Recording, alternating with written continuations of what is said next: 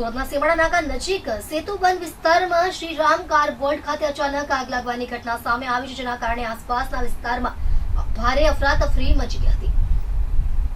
ઘટનાની જાણ થતાં જ ફાયર બ્રિગેડની ટીમ તરત જ સ્થળ પર પહોંચી ગઈ હતી। આગને કાબૂમાં લેવા માટે તાત્કાલિક કામગીરી શરૂ કરવામાં આવી હતી। આગ પર કાબૂ મેળવવા માટે ફાયર બ્રિગેડના જવાનો દ્વારા સતત પાણીનો મારો ચલાવવામાં આવ્યો હતો અને સાથે જ આસપાસના વિસ્તારમાં સુરક્ષા માટે ખાસ વ્યવસ્થા કરવામાં આવી હતી, જેથી કોઈ મોટી દુર્ઘટના ન સર્જાય। આગ લાગવાના કારણે લોકોમાં અચાનક ગભરાટ ફેલાઈ ગયો હતો અને કેટલાક સમય માટે ટ્રાફિક પર પણ અસર પડી હતી। ઘટનાસ્થળે લોકોની ભીડ પણ એકત્ર થઈ ગઈ હતી, જેને પોલીસ અને અન્ય અધિકારીઓ દ્વારા નિયંત્રિત કરવામાં આવી હતી। આગ પર મોટાભાગે કાબૂ મેળવી લેવામાં આવ્યો છે, પરંતુ સંપૂર્ણ સ્થિતિ નિયંત્રણમાં લાવવા માટે કામગીરી ચાલુ છે।